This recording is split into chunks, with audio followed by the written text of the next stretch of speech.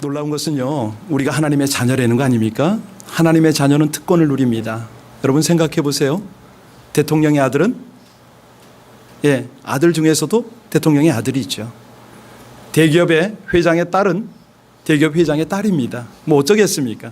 그가 잘났거나 못났거나 가진 게 있거나 없거나 분명히 아들, 딸은 분명하죠. 하나님께서 오늘 이 복된 주일에 우리 하나님의 백성의 복을 주실 줄로 믿습니다. 은혜 주실 줄로 믿습니다.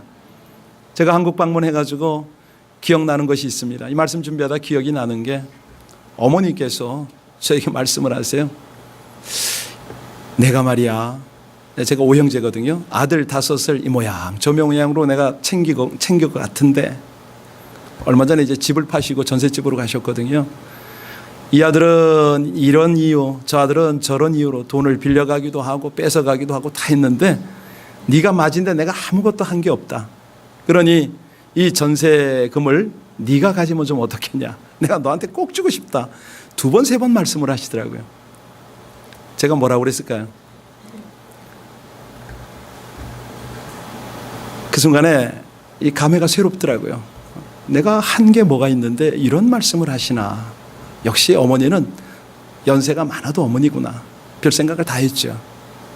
사실은 집이 조그만해요. 2분이 사시기에도 너무 협소해. 전세금 해봐야 몇 푼 되질 않아요. 이 어른께서 이제 하늘나라 가실 준비를 하시나? 뭐 이런 생각도 다 했죠. 그래서 동생에게 부탁을 했습니다. 동생, 이 전세금을 가지고 어디 금융기관에 맡기고 이걸 담보 잡아서 매달 2분 돌아가실 때까지 얼마씩 이게 빼쓰는 방법 없나 한번 알아봐라. 그래서 2분이 돌아가실 때 아무 흔적이 남지 않도록, 한 푼도 남지 않도록 했으면 좋겠다. 제가 그 얘기를 했어요. 그러면서 제 마음에 드는 생각이 뭐냐면 이런 노후 대책, 돌아가실 준비가 아니라 하나님 앞에 가서 하나님이 칭찬하시고 하나님이 인정하는 그런 어떤 우리 부모님의 준비가 있으시면 참 좋겠다, 이런 생각을 했습니다. 저와 여러분도 오늘 말씀을 통해서 우리의 약속된 미래를 준비하는 그런 은혜를 입기를 주의 이름으로 축원합니다. 자, 이제 본문 속으로 좀 들어갈 텐데요. 아웃라인 좀 정해볼까요? 여러분, 창세기 전체 주제가 뭔가요? 천지 창조? 왜 창조? 우리를 택하시고 우리에게 은혜 주시기 위해서. 출애굽기는요, 그렇게 은혜를 베풀어도 죄로 말미암아 노예 생활하니까 이끌어 주신 거 아니에요? 그렇습니까? 레위기는요, 그 포로를 해방시키고 노예에서 구속하신 우리 하나님께서 나와 동행하는 삶이 얼마나 아름다운가, 복된가, 우리 성막과 함께 우리 하나님이 이동하는 장면이죠. 자, 민수기는 뭡니까? 민수기 무슨 뜻이죠? 백성민자, 숫자를 셀 숫자. 이해하셨습니까? 하나님의 백성들을 카운트한 그런 책이다. 어디에 그게 나오죠? 1장에 나왔습니다. 그런데 오늘 26장 전체가 다 다시 한번 백성 숫자를 카운트하는 그 장면이에요. 그래서 민수기다, 이렇게 말을 하는데 70인 번역에서 그 제목을 그렇게 정했거든요. 그런데 내용인즉슨 정확하게 표현하기 위해서는 광야에서 이렇게 표현하는 게 옳은 것 같아요. 광야에서 그 사건이 있었어요. 민수기 1장에 나오는 첫 번째 백성 숫자를 헤아리는 그 하나님의 마음을 아세요? 왜 백성 숫자를 헤아리라고 그랬을까요? 그때 배경을 이해해 보세요. 막 출애굽해서 광야에 나왔을 때잖아요. 왜 세라고 그랬을까요? 다양한 이유가 있으세요. 애굽에 들어갈 때 70명이 들어갔지 않습니까? 자, 이제 너희들이 이런 숫자로 나왔다, 기억해. 이런 메시지가 있겠죠. 그런데 26장에서는 왜 다시 숫자를 세라고 하셨을까요? 지금 상황은 어떤 상황입니까? 바로 약속된 가나안 땅 들어가기 직전 상황이잖아요. 그러면 하나님은 어떤 의도가 있다고 생각이 드세요? 40년 가까이 광야 생활을 돌아보고 이 숫자, 가문의 수를 통해서 하나님의 경륜 섭리 뜻을 좀 찾아봐라, 이게 있을 거고요. 또 하나는요, 이제 너희가 들어갈 가나안 땅에 내가 분배를 해야 되지 않느냐. 그런데 여기 숫자, 이 숫자가 가나안 땅을, 다시 말하면 미래의 복을 누리는 또 하나의 기준이 되겠죠. 자, 이쯤 하면은 이제 오늘 본문으로 들어갈 만합니다. 여러분들께서 오늘 내용들이 조금 복잡하기 때문에 참고로 아셔야 돼요. 왜냐하면 이렇게 하나님이 말씀하실 때는 성취가 되거든요. 여호수아 14장에서부터 19장을 보면 하나님이 이런 플랜을 펼치고 이렇게 해라, 그러면 내가 이루리라 하신 내용이 쫙 나와요. 그래서 집에 가셔서 여호수아 14장에서 19장을 쭉 읽으면서 아하, 이 가문별로 지파별로 카운트하신 목적이 바로 이거였구나, 여러분들이 공부를 하시면 좋겠고요. 자, 오늘 본문을 중심으로 해서 여러분과 우리 교회, 저와 여러분들 자녀들의 미래 어떻게 준비를 해야 되느냐, 먼저 1절부터 4절까지 인구조사를 명령하시는 하나님의 뜻 한번 헤아려 들어가 볼까요? 말씀 속으로 우리 같이 1절부터 4절까지 시작. 연병 후에 여호와께서 모세와 제사장 아론의 아들 엘리야살에게 말씀하여 이르시되 이스라엘 자손의 온 회중의 총수를 그들의 조상의 가문을 따라 조사하되 이스라엘 중에 20세 이상으로 능히 전쟁에 나갈 만한 모든 자를 계수하라 하시니 모세가 제사장 엘리야살이 여리고 맞은편 요단과 모압 평지에서 그들에게 전하여 이르되 여호와께서 애굽 땅에서 나온 모세와 이스라엘 자손에게 명령하신 대로 너희는 20세 이상 된 자를 계수하라 하니라. 지금 우리가 1차 인구조사 때나 2차 인구조사 때 기준이 20세 이상이에요. 어떤 느낌이 드세요? 전쟁을 할 수 있는 자. 예, 알겠어요. 하나님, 광야에서 이 거친 죄악 세상에서 영적인 청년으로 영적 군사로 세워질 사람을 카운트하시는군요. 뭐 이 정도는 여러분이 짐작을 하시겠죠, 그죠? 네. 그런데 두 번째 카운트에서는 다시 말씀드립니다. 하나님의 기업을 분배하기 위한 그런 의도가 많다고 그랬습니다. 자, 먼저 5절부터 11절을 보시면 한 지파가 나옵니다. 어떤 지파인가 보면서 처음에 등장하는 이 지파의 특징과 내용이 뭔가 한번 잠깐만 헤아려 보고 핵심으로 들어가겠습니다. 5절부터 11절까지 시작. 이스라엘의 장자는 르벤이라. 르벤 자손은 한옥에게서 난 한옥 종족과 발루에게서 난 발루 종족과 헤스론에게서 난 헤스론 종족과 갈미에게서 난 갈미 종족이니 이는 르벤 종족들이라. 계수된 자가 43,730명이었더라.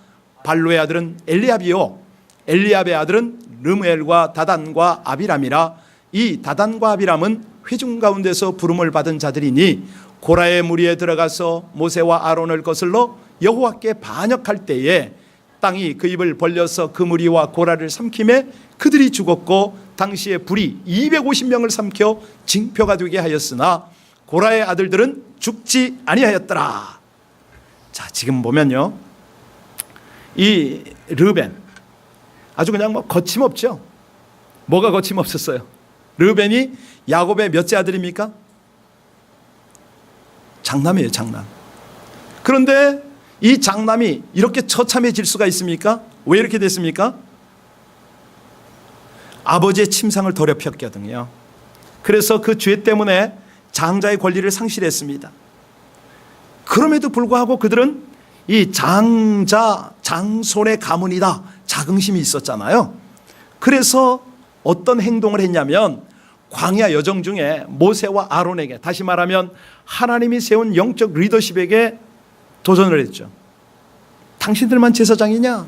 당신들만 하나님께 부름받았느냐? 우리 장자다.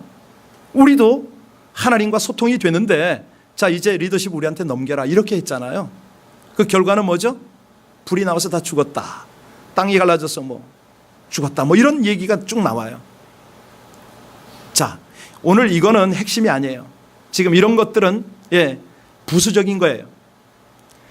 그냥 여기서 우리가 참고할 만한 메시지는 뭐냐면, 하나님 이 계수를 통해서 하나님의 그 마음, 하나님의 뜻, 하나님의 인도하시는 그 길을 좀 알고 싶습니다. 알려주시면 안 되나요? 여기까지 접근을 하면 됩니다. 그러면 이제 12절부터 51절까지 각 지파와 인구수에 대한 내용이 쭉 나오는데 여기서 감이 잡혀요.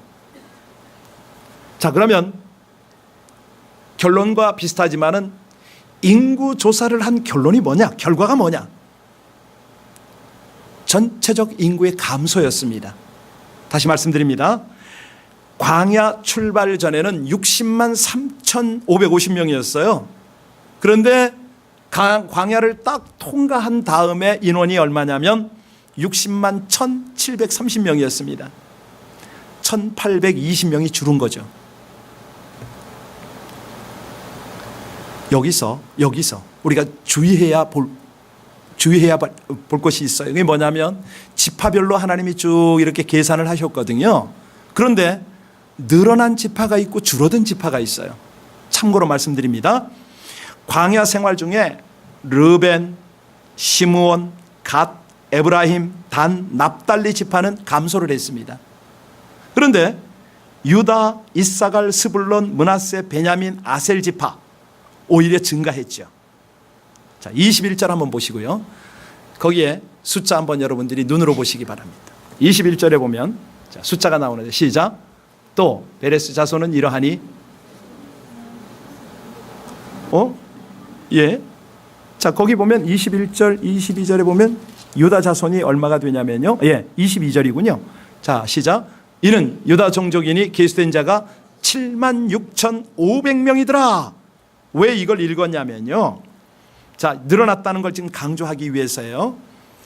가장 적은 지파도 한번 읽어야 됩니다. 14절을 한번 보시면 가장 적은 지파가 시므온 지파예요. 우리 14절 시작. 이는 시므온의 종족이니 계수된 자가 22,200명이었더라. 자, 이게 뭐냐면 광야를 출발할 때 시므온 지파는 몇 명이었냐면 59,300명이었습니다. 37,100명이 감소가 되었어요. 광야 통과한 후에 22,200이더라. 여러분 혹시 이 시므온 종족들이 왜 이렇게 줄었는지 이유 아세요? 아까 르벤은 살짝 말씀드렸는데 시므온은요?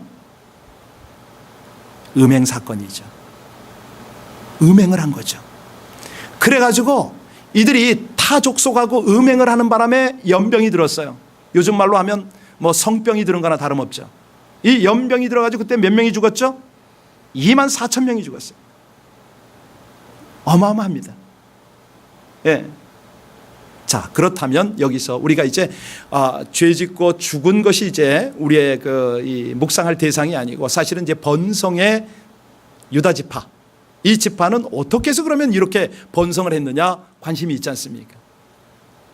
아무래도 두려운 메시지보다는 소망이 있는 메시지를 여러분 우리 모두는 좋아하죠. 자, 유다 지파 어떻게 해서 이렇게 번성이 됐죠? 다시 말씀드릴게요. 이게 이제 배경으로 다시 살짝 돌아갔다 와야 되는데 유다는 야곱의 몇째 아들이죠? 넷째 아들입니다.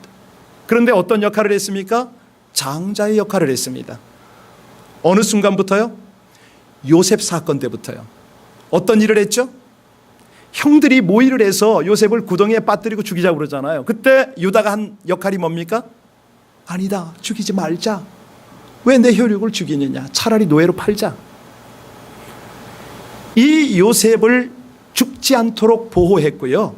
결국은 요셉을 통해서 이 가문 70명이 애굽에 들어가서 그 모든 기근을 이겨내잖아요. 이거예요, 이거. 하나님께서요, 우리의 작은 섬김, 가정이 됐던 교회 공동체가 됐던 여러분이 그렇게 섬긴 정성 절대 안 잊어버립니다. 예? 사람들이 알아주건 못 알아주건 그 신경 쓰지 마세요. 그때 하나님의 뜻을 따르려고 하면요, 하나님은 결정적 리더십을 실어주세요. 유다가 그때 리더십을 발휘했거든요. 넷째인데도 불구하고 장자의 역할을 해버린 거죠. 자, 그랬더니 결과가 뭐냐면 나중에 다윗 왕이 그 유다 지파에서 나오죠. 그 허리에서 무려 40명의 왕이 나와요. 그리고 재밌는 거는 아까 말씀드렸듯이 여호수아 14장에서 19장에 보면 유다 지파가 분배받은 땅이 나옵니다. 아주 좋은 땅을 받죠. 여러분이 잘 아는 대로 헤브론을 받고 예루살렘을 받고 베들레헴을 받아요. 헤브론 하면 뭐가 떠오릅니까? 다윗이 그곳에서 왕으로 기름 부음을 받았더라. 그렇죠. 예루살렘은요, 다윗 왕가가 거기서 350년 동안 왕정 정치를 했더라. 기가 막히죠. 베들레헴은요, 말씀하세요. 예수님이 태어나셨잖아요. 떡집이잖아요. 이런 기가 막힌 하나님의 복이 주어진다고요. 저와 여러분도 유다 지파처럼 이런 은혜가 있길 주의 이름으로 축원합니다. 여기 보니까 또 에브라임 므낫세 지파도 번성했다 이렇게 나옵니다. 여러분, 에브라임하고 므낫세 아버지가 누구죠? 요셉이죠. 와, 누구십니까 이거? 예, 고맙습니다. 자, 요셉이 사실은 죽을 뻔하다가 살아났다고 그랬잖아요, 유다 때문에.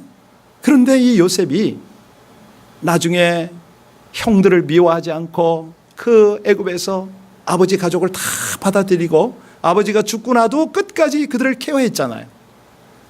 그랬더니 야곱이 죽어가면서, 이스라엘이 죽어가면서 요셉의 아들들을 축복을 하죠.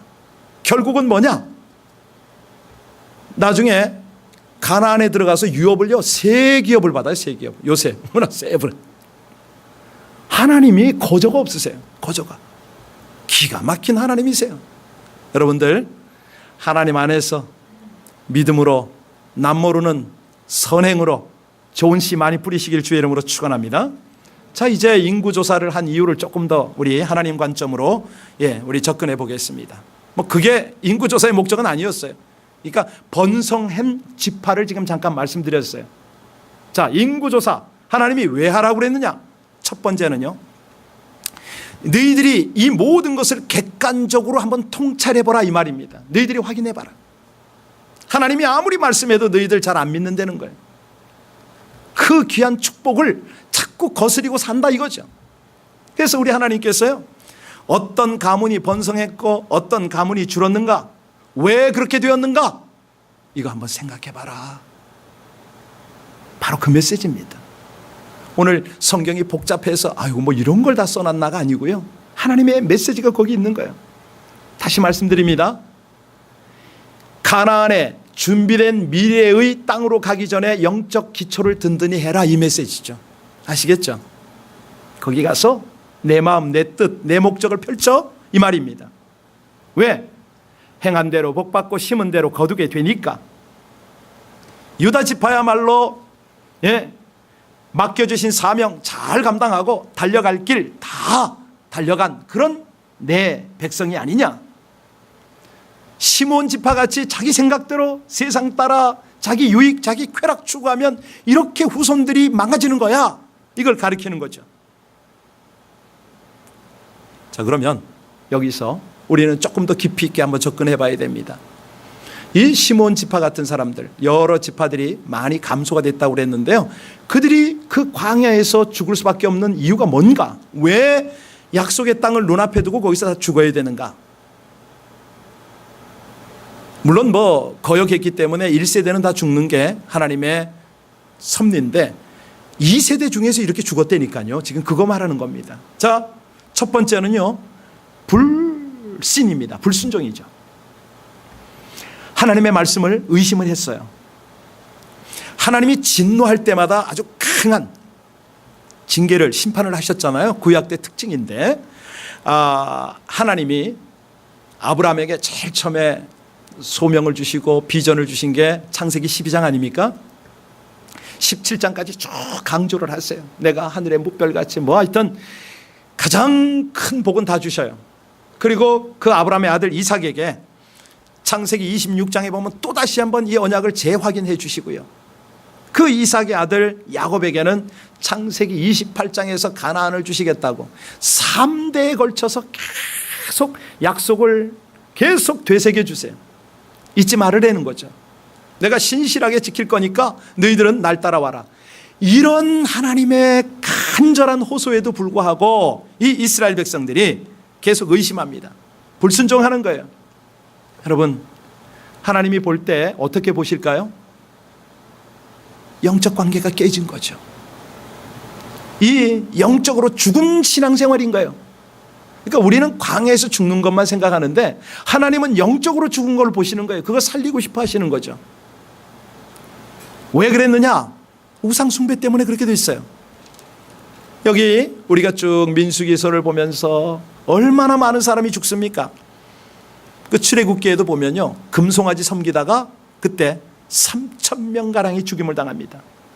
바로 25장, 민수기 25장 앞장에서도 음행하다가 그 음행과 우상이 연결이 됐는데 24,000명 죽임 당했다고 그랬죠. 그때 시몬 지파가 가장 많이 죽은 거예요.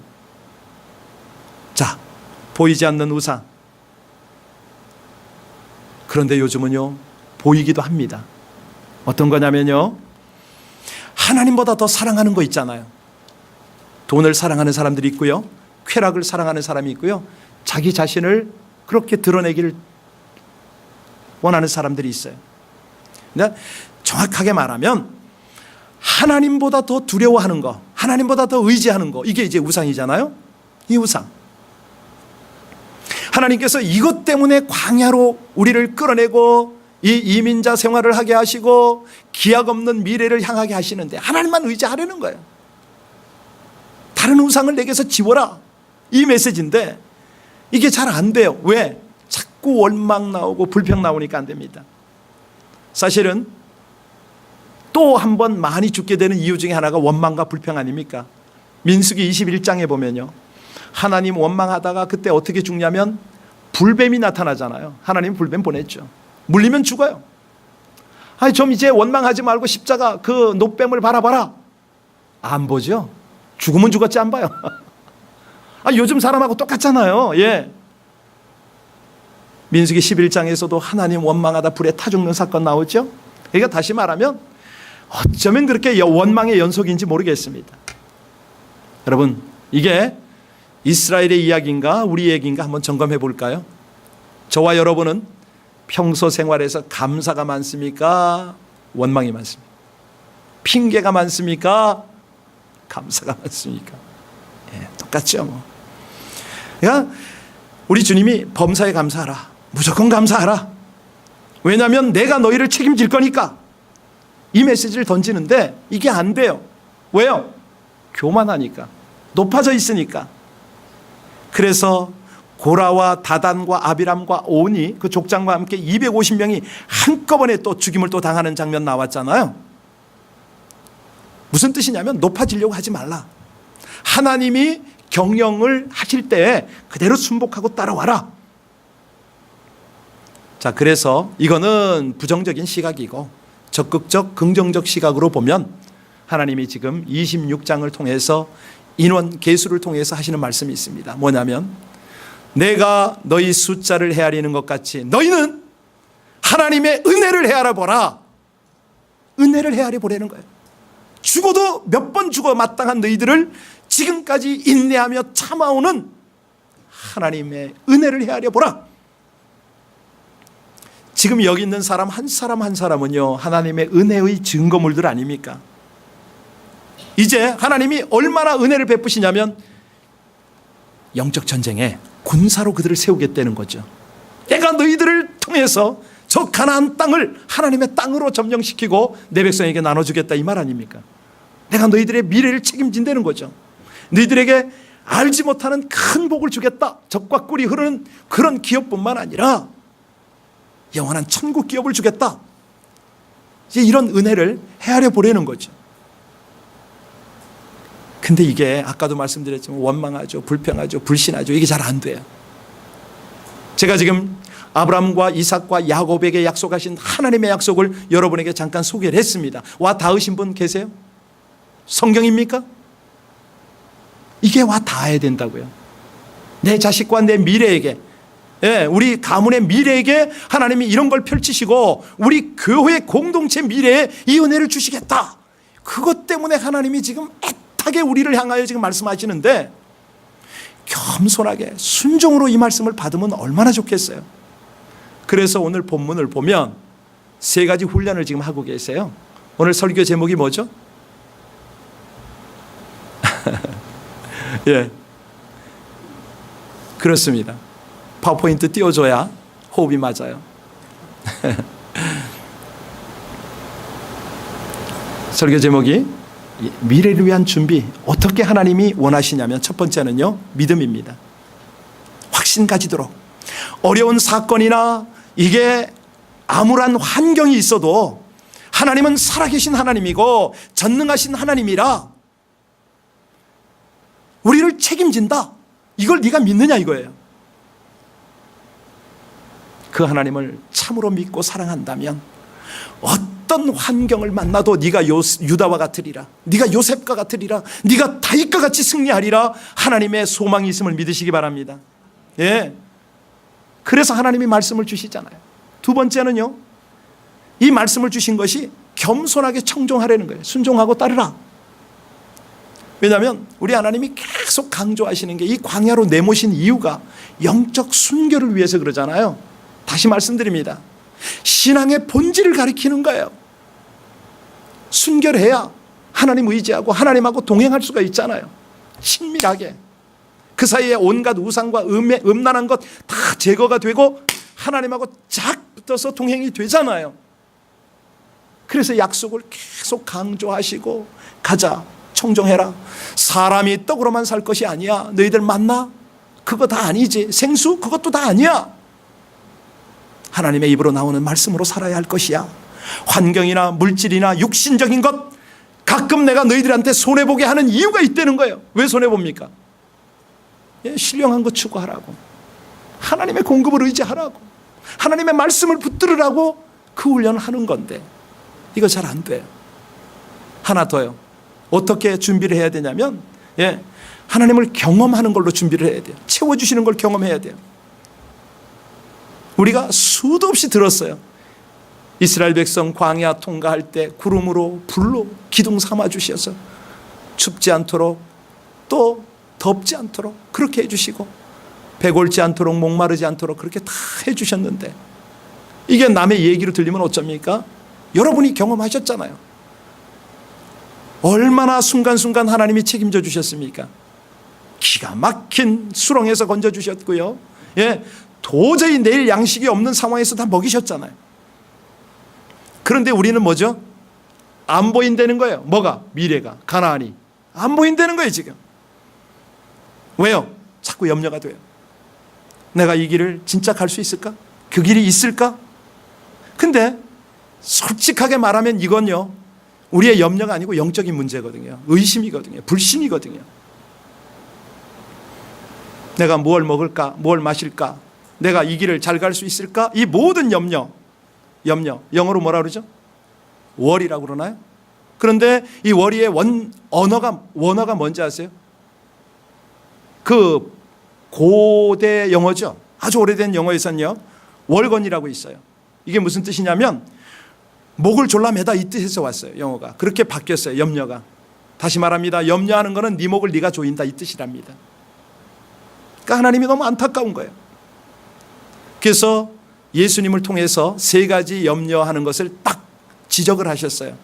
뭘 염려하냐면 염려한다고 키가 더 자라느냐? 공중의 새를 봐라. 너희 천부께서 기르시나니 내일 아궁이에 던질 풀도 하나님이 입히시거든 하물며 너일까 보냐. 의식주 문제예요 지금. 이것이 염려한다고 해결되냐 이거죠. 하나님이 키우시고 하나님이 먹이시고 하나님이 입히심을 믿으십니까? 이 염려를 없애는 게 하나님을 믿는 거 아닙니까? 하나님이 가장 기뻐하는 게 뭐죠? 믿음이 없이는 기쁘시게 못하나니. 하나님이 기뻐하는 게 뭐라고요? 믿음. 공급자 하나님, 전능자 하나님, 그 하나님이 내 아버지. 이렇게 믿으면 하나님이 그렇게 기뻐하세요.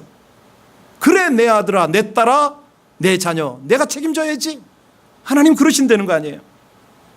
그래서 믿음, 소망, 사랑 이거 우리 가지고 신앙생활하자. 이 세상 살자. 하나님 그러는 거 아닙니까? 베드로 사도가 그래요. 너희 염려를 다 주께 맡기라. 이는 그가 너희를 돌보심이라. 빌립보서에서 바울 사도가 뭐라고 그럽니까? 아무것도 염려하지 말고 다만 모든 일에 기도와 간구로 너희 구할 것을 감사함으로 아뢰라. 그리하면 하나님이 모든 지각에 뛰어난 하나님의 평강이 너희를 다스린다. 모든 걸 책임지신다는 거 아니에요. 사실은 우리가 자꾸 염려하는 건요, 뭐 슬픔을 덜어주는 게 아닙니다. 염려 묵상하다 보면은 기도도 안 되고 그러는데요. 차라리 기도를 묵상해야지. 우리 힘 다 뺏어가는 게 염려거든요. 자, 오늘 저는 그런 결론을 한번 내려보렵니다. 성경의 인물 말고 이렇게 하나님이 약속한 미래를 믿고 성실하게 살고 간 우리 주변 사람이 있느냐? 있죠. 제가 소개하고 싶은 사람은 그 순교자라고도 할 수 있죠. 예, 유계준 장로님입니다. 6.25 때 공산당에게 순교를 당했는데요. 이분이 평양 산정헌 교회를 섬겼습니다. 산정현 교회요. 거기가 어느 목사님이 사역하셨죠? 주기철 목사님. 주기철 목사님 하면은 뭐 일제 때 순교자로 유명하지 않습니까? 이분이 감옥 안에서 5년 6개월 동안 옥고를 치르셨어요. 근데 유계준 장로님이 감옥 옥바라지를 끝까지 했습니다. 그리고 그 사모님과 자녀들, 주기철 목사님의 가족들을 끝까지 챙겼죠. 마지막에 해방이 되고 나서 공산군이 북한을 점령했잖아요. 평양을 점령했을 때 자녀들은 다 이제 월남을 했습니다만 이분이 계속 계셨어요. 마지막까지 교회를 지키셨습니다. 공산당이 들어와서 이 교회를 가만히 있지 않은 공장으로 만들어야겠으니 김을 치우고 비켜라. 이랬을 때 이 장로님이 어쨌냐면 교회 기둥을 붙들고 아니라고. 여긴 하나님의 전이라고. 예배의 장소라고 끝까지 막아서다가 순교를 했습니다. 거기서 죽었어요. 자, 아니 분명히 하나님을 믿으면 미래가 있는데 약속이 돼 있는데 그 자리에서 이렇게 순교를 했단 말이죠. 그러면 뭐가 미래냐? 제가 그분의 후손들을 좀 소개하려고요. 장로님이 모두 6남 2녀를 두셨어요. 장남은 유기원 장로입니다. 국립의료원장. 2남은 유기형 장로인데 부산의대 교수. 3남은 유시천 장로인데 서울법대 학장. 4남은 유기천 장로인데 서울대 총장. 5남은 유기진 장로인데 부산에서 장기려 박사와 함께 근무한 안과 의사였어요. 6남 미국에서 의사입니다. 딸이 둘이 있다고 그랬잖아요. 장녀 유기옥 권사, 서울 누가의료원 원장. 차녀 유기숙 권사, 전 국무총리 이한빈 씨의 아내. 얼마나 쟁쟁합니까? 기가 막히죠. 아버지가 완전한 가난뱅이로 그저 자기 맡겨진 일 그거 감당하다가 교회 지키다가 그러고 죽었어요. 이만하면 약속한 미래가 됩니까? 지금요 그 유계준 장로님의 후손이 106명이에요. 너무너무 집안이 다 잘 나가요. 자녀들. 기가 막힌 거죠. 예. 사실은 우리 인간의 관점으로는 그분이 그렇게 순교를 안 당해야 되고 또 하나님의 복을 받고 죽어야 되잖아요. 아니에요. 이게 하나님이세요. 자, 오늘 우리는 유다도 요셉도 도전을 받았습니다. 그죠? 유계준 장로님도 케이스로 한번 들었습니다. 어떠세요? 한번 도전해 보시겠습니까? 제가 우리 당대에서부터 이 가문을 일으키겠습니다. 이런 결단 좀 해보시겠어요? 그 지혜가 어떤 거라고 그랬습니까? 염려하지 말라는 거예요. 믿음으로 행하십시오. 미래를 향한 준비. 이건요 사명 감당이거든요. 나에게 하나님이 주신 그 사명을 향해서 가는 거예요. 우리 교회 공동체를 향해서 주신 그 복음의 사명을 향해서 가는 거예요. 어떻게? 죄를 경계하고 말씀을 청종하고 가는 거죠. 하나님이 지침서를 주시잖아요. 근데 이것이 오늘 저와 여러분이 결단하지만 그냥은 안 됩니다. 어떻게 가능하죠? 은혜로. 여러분이 오늘 예배 도입 부분에 은혜 없이는 난 못 서겠다고 그랬잖아요. 하나님의 은혜가 있으면 됩니다. 조금 답답하고 지금 당장 길이 안 보여도 믿음으로 갈 수 있거든요. 약속한 미래 안 보여도 내가 믿음의 눈을 열고 그 말씀을 청종하며 갈 수가 있거든요. 우린 은혜로 사는 자들 아닙니까? 돌아보니까 광야 여정이 은혜의 흔적 아니었습니까? 우리 가문이 있잖아요. 지금 자녀가 있잖아요. 하나님의 은혜 되돌아보면서 우리가 하나님 말씀 붙잡고 순종하기를 힘쓸 것입니다. 그런데 저뿐만 아니라 우리 자녀들도 하나님의 은혜 없이는 이 길을 못 가오니 하나님 은혜를 주시옵소서. 우리 이 고백을 찬양에 담아서 함께 드릴까요?